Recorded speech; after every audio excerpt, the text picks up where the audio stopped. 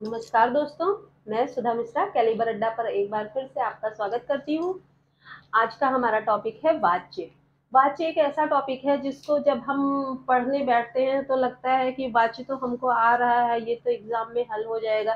पर एग्जाम में जब इसके क्वेश्चन आते हैं, आमतौर पर इसके क्वेश्चन उदाहरण आ जाते हैं और हमको पहचानना होता है कि कौन सा वाच्य है। तो वहीं पे हम कंफ्यूज हो जाते हैं और कंफ्यूजन में गलत उत्तर पे चिन्ह लगा बैठते हैं और हमारे नंबर कट जाते हैं। तो मैं आज आपको ऐसे सिंपल तरीके से वाच्य पढ़ाने वाली हूँ कि जिससे आपके दिमाग में ये बातें बैठ जाएंगी और दोबारा आप कभी नहीं भूलेंगे और आपके क्वेश्चन कभी गलत नहीं होंगे। चलिए टॉपिक स्टार्ट करते हैं।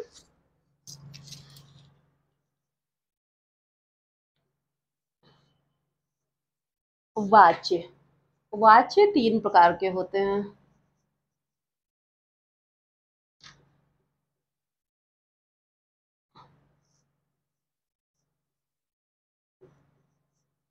कितने प्रकार के होते हैं वाच्य? तीन प्रकार के होते हैं। पहला है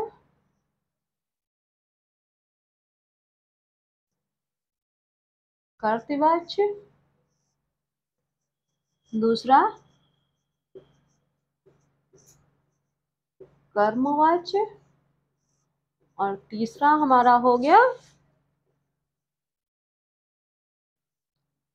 भाववाच्य। अब हम स्टार्ट करते हैं।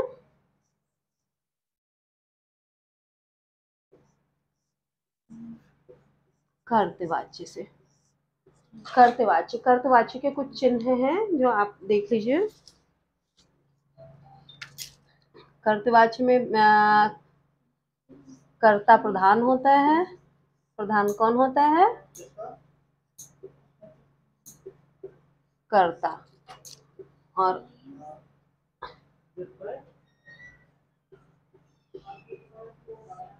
कर्ता के साथ कौन सा कारक चिन्ह लगता है? कर्ता के साथ ने कारक चिन्ह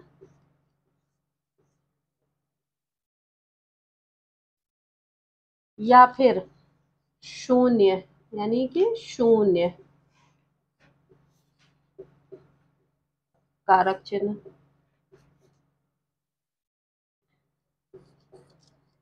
कर्ता यह कर्ता प्रधान होता है। इसमें कर्ता के साथ में कौन सा कारक चिन्ह? ने कारक चिन्ह होता है या फिर शून्य कारक चिन्ह, यानी कि कोई भी कारक चिन्ह नहीं होता है। हमारे डेली बोलचाल की भाषा में 80% सेंटेंस जो हमारे होते हैं वो कर्तवाच्य में ही बोले जाते हैं। इसके उदाहरण मैं आपको बताती हूँ।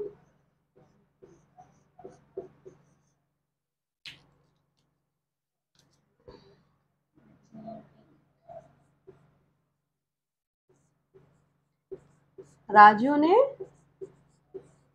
रोटी खाई।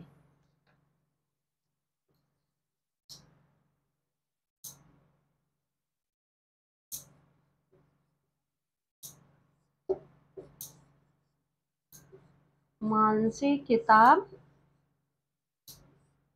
पढ़ रही है।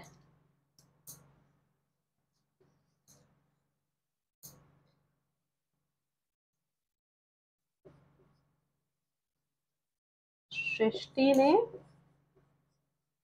पत्र लिखा। या फिर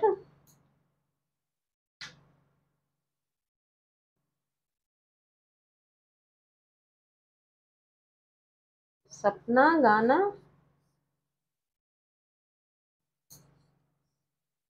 गाती है।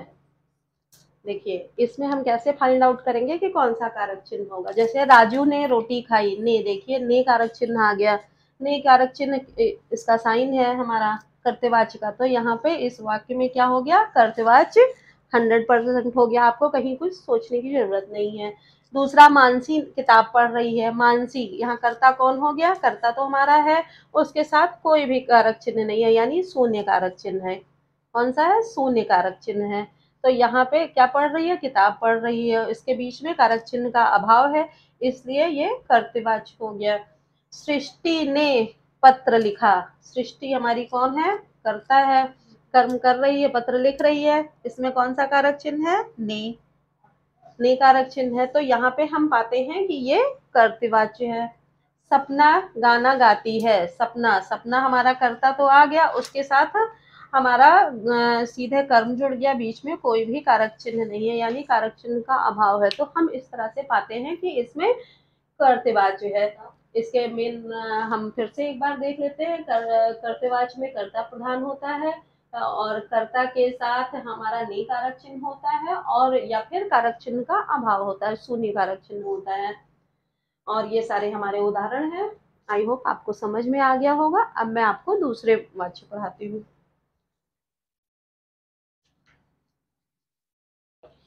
इसको मैं रफ कर देती हूँ।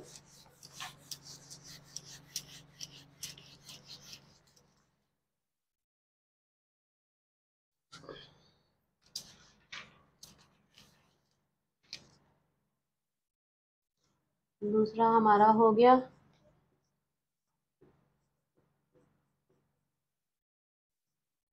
कर्मवाच्य। कर्मवाच्य में हमारा जैसे इसमें हमने कहा था 80% सेंटेंस बोले जाते हैं, और इसमें हमारे दैनिक बोलचाल में 80% सेंटेंस कर्मवाच्य में होते हैं। हाँ, और ये क्या होता है? कर्म प्रधान होता है। कर्मवाच्य क्या होता है? कर्म प्रधान होता है मेनली। और इसमें कौन सा कारक चिन्ह लगता है? के द्वारा। कर्ता के साथ में के द्वारा कारक चिन्ह लगता है, और या फिर कर्ता क्या होता है? निर्जीव होता है। ठीक है, या तो के द्वारा चिन्ह लगता है या कर्ता निर्जीव होता है। इसके उदाहरण आपको बताती हूँ। जैसे है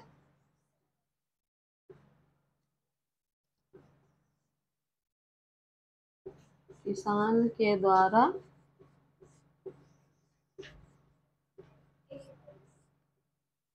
फसल काटी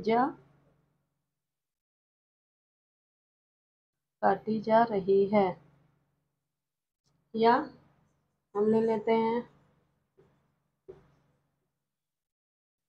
मशीन चल रही है।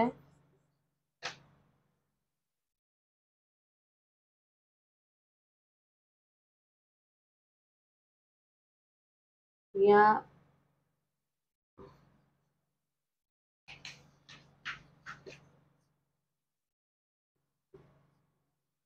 अन्नू के द्वारा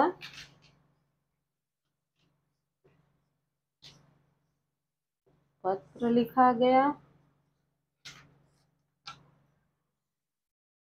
या हम ले लेते हैं सड़क बन रही है। अब हम इसमें कैसे फाइंड आउट करेंगे कि कौन सा कारक चिन्ह है?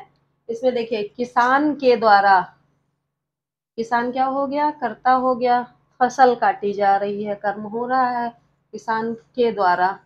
तो ये कौन सा कारक चिन्ह हो गया? के द्वारा। इसका साइन ही है के द्वारा, कारक चिन्ह रहेगा। मशीन चल रही है, इसमें देखिए अब आप कहेंगे कि इसमें कोई कारक चिन्ह नहीं है तो कर्तृवाच्य हो गया, पर ऐसा नहीं है। इसमें देखिए मशीन, मशीन सजीव थोड़े ना है, मशीन तो निर्जीव है। तो कारक हमने क्या बताया कि इसमें कर्ता क्या होता है? निर्जीव। चल तो मशीन ही रही है, पर क्या है? ये मशीन निर्जीव है, तो इसलिए यहाँ पे कर्मवाच्य हो जाएगा। या अन्नू के द्वारा पत्र लिखा जा रहा है। अन्नू देखिए सजीव है, उसके साथ क्या है? के द्वारा कारक चिन्ह लिखा है। कर्म कौन सा हो रहा है? पत्र लिखने का कर्म हो रहा है।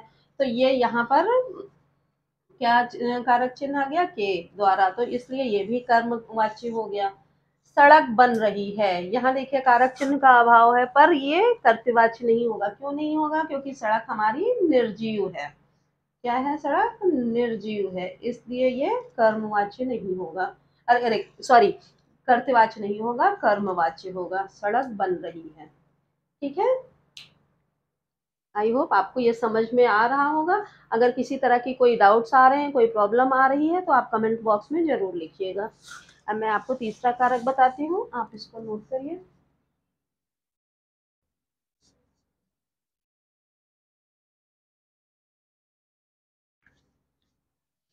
चलिए,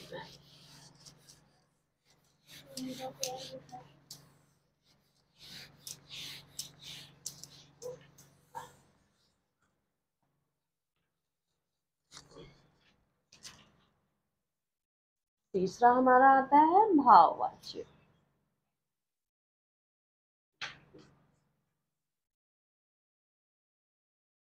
भाववाच्य, भाववाच्य हमारा ऐसा वाच्य है जो बहुत कम यूज होता है। ये खड़ी बोली में ज्यादा यूज होता है, क्योंकि ये जनरली हम क्या करते हैं, अपना कर्त और कर्म वाच्य में अपने सेंटेंस जो है एडजस्ट कर लेते हैं, तो इसलिए इसका प्रयोग बहुत कम मात्रा में होता है। इसके हम चिन्ह देख लेते हैं। भाववाच्य में कौन सा कारक चिन्ह होता है? से के साथ में नहीं, नहीं यानी निषेधात्मक,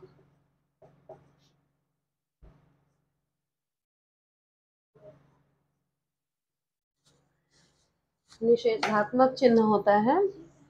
और हमारे जो हमने उसमें 80 और 18 लाए थे, इसमें 2% सेंटेंस ही हमारे भाववाच्य में बोले जाते हैं, और ये क्या होता है, मेनली क्रिया प्रधान होता है। कैसा होता है? क्रिया प्रधान होता है। ठीक है, इसमें से के साथ नहीं का प्रयोग होगा। उदाहरण हम देख लेते हैं।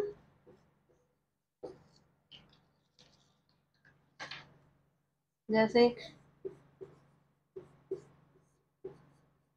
दादी से बैठा नहीं जा रहा, या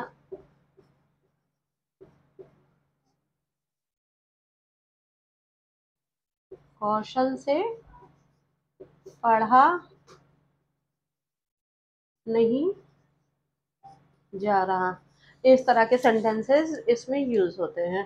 जैसे दादी यहाँ कर, करता हो गई या कौशल हो गए, उसके बाद तुरंत क्या है, से कारक चिन्ह का प्रयोग हुआ। से कारक चिन्ह देखिए दोनों सेंटेंस में हुआ, उसके साथ में क्या, नहीं का प्रयोग, निषेधात्मक चीजें प्रयोग हुई हैं, से के साथ नहीं का प्रयोग हुआ है। इस तरह हम पाते हैं कि भाववाच्य में आपके से के साथ नहीं का चिन्ह पाया जाता है। आई होप आप लोगों को समझ में आ रहा होगा।